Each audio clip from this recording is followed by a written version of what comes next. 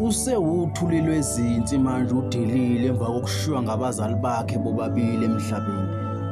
Kwazise ubesesele nonina yedwa kwifihla naye ngempelasonto edlulile osayinyama emhlabathini. Imicabango idlana yodwa emqondweni wakhe njengoba senguye umama futhi abe ngubaba kulezi ngane zakwabo ezisencane ezisele kuye njengomafungwase kuleli khala kwaMthimkhulu. Selokhu kudlule nje unina emhlabeni ubuthonga busamqomina kancane uDelile. Ngoba ukavuke phakathi kwamabili akhanyisa ilamba kokoshela esifubeni yeBhayibheli likanina nayo unina elithole njengefa ugogo wakhe. Zehle zilandelana okwezithupha zogwayini izinyembezi kuye zigcwala isifuba.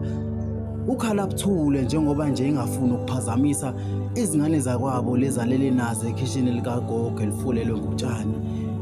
Kuleso sikhathi lokidlinze njalo imicabango nezinhlungu emqondweni. Aphenqa amakhazi eBhayibheli khona ebibitheke njalo uDelile. Esaphenqe njalo azithola amehlo akhe sephonsika kwelinye lamavesi ayevulwe ngumfundisi Ntebe ngosuku lomfihla thambo kanina. NgokaJohane 14 ivesi lesine elalithi inhliziyo zenu mazingakhathazeki kholwani ngoNkulunkulu ngokuba ekhaya likaBaba kunezinhle eziningi. Adonsa umoya aphinde futhi awudedele kusenjalo aphazanyiswe ngudade wabo losemncane.